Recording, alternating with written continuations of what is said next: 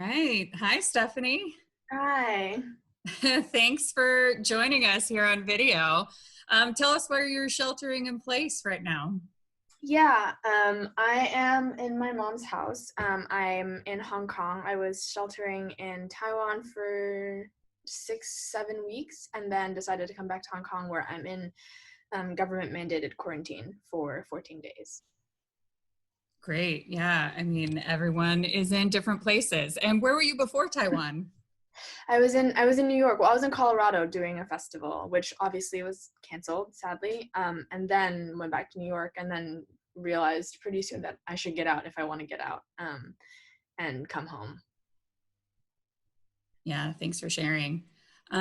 Well, we're very excited to have you in the festival this summer and to be able to develop your play Final Boarding Call. And I would love for you to share with all of us what was the inspiration for writing Final Boarding Call. Yeah, inspiration is a funny word. I think, I mean, because I'm originally born and raised in Hong Kong and consider this place home. And so I was following all the events in Hong Kong for the past year.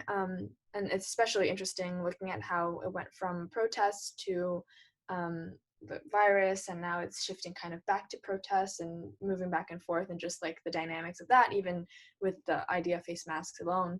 Um, and having a lot of conversations about it. So the events here have been on my mind for a long time. But then a friend around August reached out and was like, "Hey, are you writing a play about it?" And I was like, "No, like I'm not gonna capitalize on my city's pain. That seems totally whack." Um, and then he said, because if you don't write it, someone's going to write it, and that person might very well be a 30-year-old white man who's never been to Hong Kong. Um, and that felt super real and also scary and also sad.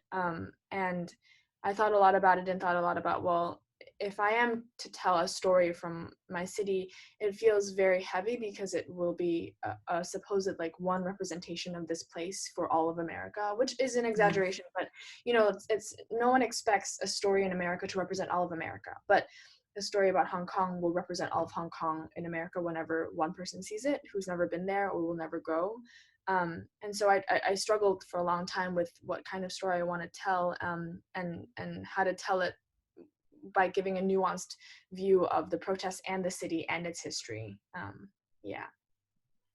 Well, I'm so glad we can partner with you on your journey as you're developing this piece. And I'm curious what you're looking forward to the festival this summer. I know it's going to be in a different format and you'll be there and we'll be here and we're going to make it work, but what are you looking forward to?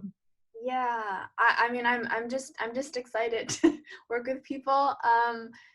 From isolation. I'm really excited to see what actually the medium of virtual conversations does for the play, especially because the play includes actual messaging on apps, and it's not a ton, but there is some technology in it, so that'll be interesting. And I'm excited to work with new artists from the Bay Area. I've never worked with the Bay Area at all, with the community in the Bay Area, and so I'm excited to meet new artists, local artists, which takes on a whole new meaning when you're not local to Yeah. the place. Um, but just working with people and having a process that's a little longer for this play, because it's pretty new as of like November. I haven't had a chance to kind of like work extendedly on the play. So I'm really excited to do that. Great. Well, thank you so much for, sitting down and having a brief conversation. And I'm sorry you couldn't be here with us live right now, but it is like 5 a.m. your time, so we're not going to do that to you. Thank you for having me. All right. Bye.